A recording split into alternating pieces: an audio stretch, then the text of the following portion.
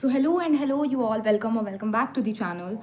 So finally today is 21st of May 2025 and I am done with my physics and psychology ka CUET exam. Talking about my experience and the paper pattern or the topics or blah blah blah things. So physics ka paper was like it was easy to moderate level of paper. It was not that difficult. Not difficult, मैं उसे difficult नहीं बोलूँगी और difficult वाली category में नहीं डालूँगी मेरे एक्सपीरियंस के according. It was like easy to moderate a level of paper and बहुत सारे जो सबके मन में क्वेश्चंस आ रहे हैं लाइक न्यूमेरिकल्स कैसे आते हैं, थ्योरी कैसी आती है, न्यूमेरिकल ज़्यादा आते हैं, थ्योरी ज़्यादा आती है. So let me tell you guys, like मेरा जो एक्सपीरियंस था, मेरा जो आज का पेपर था, उसके बेसिस में अगर मैं बात करूँ सो थ्योरी मुझे ज़्यादा देखने मिली. मैं कह सकती हूँ एटलीस्ट 60% वॉज थ्योरी और थ्योरेटिकल क्वेश्चन एंड 40% और the remaining were like numerical portion and numerical were also like totally formula based questions. तो न्यूमेरिकल भी मेरे पूरे फार्मूला बेस्ड ही थे. And topics, talking about topics कि क्या क्या टॉपिक्स आए थे फिज़िक्स में, क्या क्या आपको बहुत अच्छे से कर लेना चाहिए. तो आज के जो पेपर में जितना मुझे याद है, ऑफकोर्स सारे क्वेश्चंस ऐसे याद हैं नहीं, पर जितना भी मुझे याद है इट वाज लाइक इलेक्ट्रोस्टैट्स और फर्स्ट यूनिट बहुत अच्छे से प्रिपेयर कर लेना, क्योंकि मुझे इलेक्ट्रोस्टैट्स वाली यूनिट से बहुत सारे क्वेश्चंस देखने के लिए मिले थे. Like electric charges and fields, potential वाला chapter second and current electricity, ये तीनों चैप्टर्स बहुत अच्छे से करके जाना. अगर आप ये भी करके जाते हैं तो मैं कह सकती हूँ कि आप एटलीस्ट 5-6 क्वेश्चन तो आप बना लेंगे. उसी से आए थे जहाँ तक आज था. और अगर कोई फिज़िक्स में कुछ भी नहीं पढ़ के गया है तो मैं कहूँगी वो भी 3 से 4 क्वेश्चंस कर लेगा, ईजीली कर लेगा. क्योंकि देयर वाज वन क्वेश्चन जिसमें हमें मास और वेलोसिटी दे रखी थी और मोमेंटम निकालना था और यूनिट्स वगैरह का कन्वर्जन भी नहीं था. So that was question like मुझे लगा कि ये तो ठीक है, जिसने 9th की फिज़िक्स पढ़ी होगी वो भी कर ही लेगा. And there was also one question जिसमें हमें इलेक्ट्रिक फील्ड इंटेंसिटी की यूनिट बताने थे. तो यूनिट्स वगैरह अच्छे से कर लेना. मैं बोलूँगी यूनिट्स कन्वर्जन में भी मतलब आना चाहिए. अगर आ जाएगा तो questions you can easily solve. And या क्वेश्चंस वर लाइक ईजी. और टॉकिंग अबाउट मैंने कितना किया है और मैं कैसा कैसा पेपर करके आई हूँ.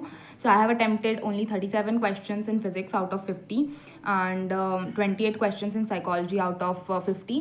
सो आज मैंने 100 क्वेश्चंस में से 65 ही हो रहा है ना, हाँ 65 क्वेश्चंस अटेम्प्ट किए हैं.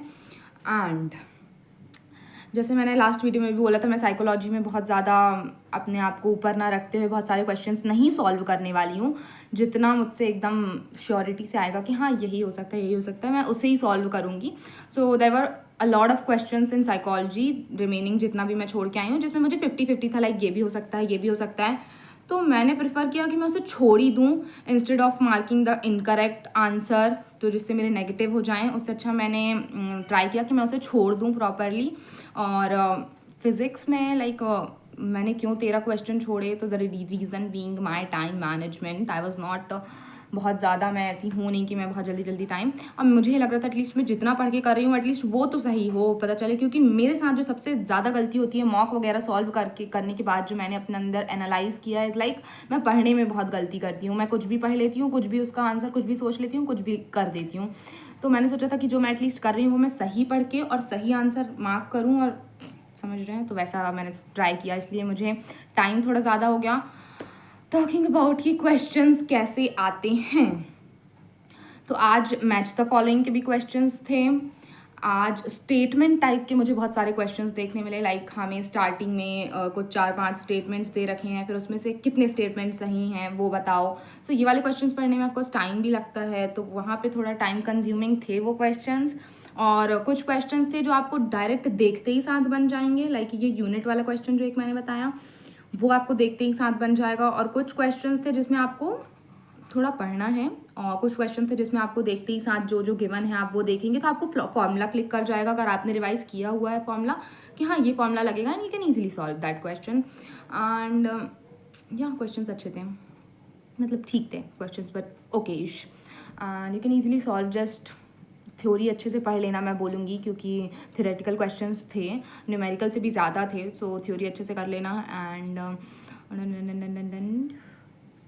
न्यूमेरिकल के लिए फॉर्मूलाज अच्छे से कर लेना।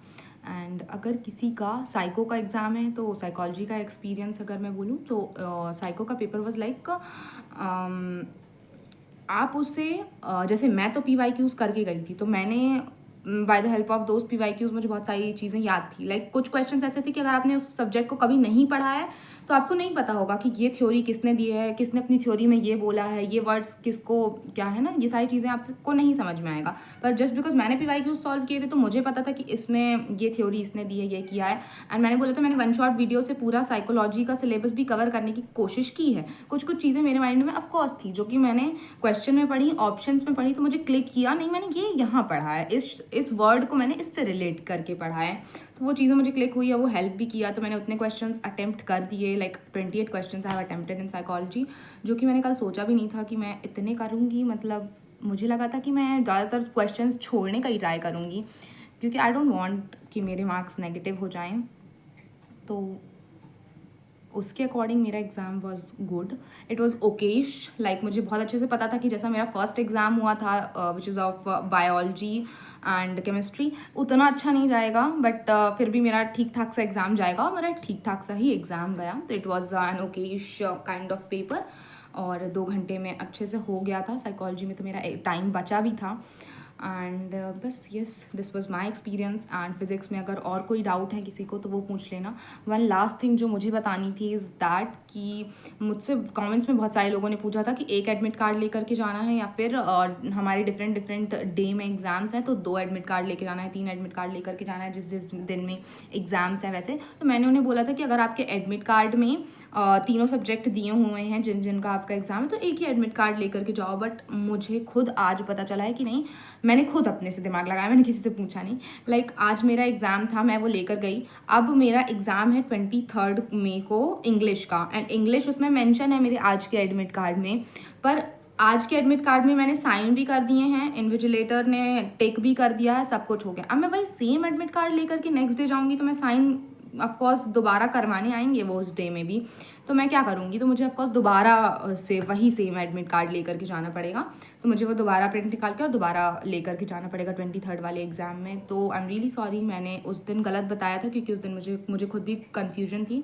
Like I am also not इतना एक्सपीरियंस्ड कि मुझे सब पता हो, तो मुझसे वो गलती हो गई थी and I am accepting that mistake. And I just want to clarify that thing कि आपको डिफरेंट एडमिट कार्ड्स लेकर के जाने हैं। And yeah that's it for the video guys. And I think मैंने अपना सारा एक्सपीरियंस एंड सब कुछ बता दिया है, और सब कुछ बता दिया है, फिजिक्स में भी सब कुछ बता दिया, टॉपिक्स वगैरह बता दिया। अगर फिर भी you still have any kind of doubt you can mention it on the comment section, I will definitely try to reply your comments. And yeah that's it for the video guys. All the very best जिनके भी upcoming exams हैं, best of luck, bye.